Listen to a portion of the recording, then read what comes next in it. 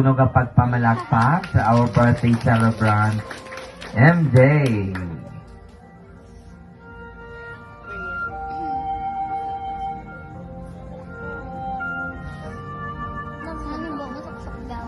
Good evening, everyone. So, lipoton ko lang kay may stage fright ko, kag hindi ko kasaho nga magampal sa tunga. Nasang una lang, gahampal ako langit lupa dra sa waiting shed, tapos subong pwede na ko yung mapriso. I can't believe I'm standing here tonight. Kagawa ka na lang sa appreciation message sa inyo. I'll make this short and fun para no more drama. Sa akin kanubon sa make-up. Kasi niya ko na sa pangluwa ko. To my mama and papa, thank you for everything, for your unyielding love and support you gave sa amo ni Bo, at for always choosing to love us despite our flaws. You've been my strength through everything. Thank you for giving this unforgettable experience to me. I love you both. To my two adorable lolas, sa subong haliwat na kita ay after so many years.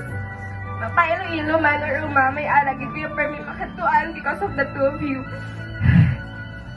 Thank you man sa effort nyo kay Mama Inday, kagintiis ang haba-haba kag kapoy nga biyahe para kakadto kag kay nanay nga nagpagwapagid para sa birthday sa kapuya.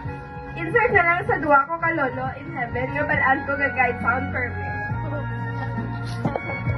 I also want to take this moment to thank my titos, titas, uncle, and ante nga nag-effort na magkadto kag magbulik dire.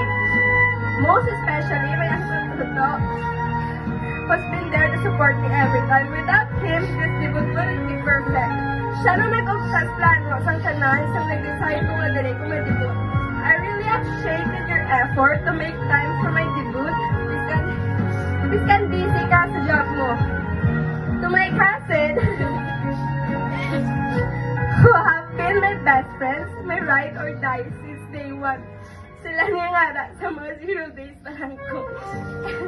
Thank you for growing up with me, for all the chaos, the laughter, and for knowing all my embarrassing stories. Kung ano man ang mga stories nga ina, please lang waay tali sa may maslit. So, love you all. Biskan buang kamutanan. May naman para mas sukabuang ko. Biskan kamo man ang pinakabuang. Tonight is just not about wearing a beautiful dress or having a big party. It's about growth. It's about embracing who I am and who I am still becoming. Subong pa lang nakulbaan ako kay basi pagkabuas duwa ka ako sa kabudlay man isang adult life.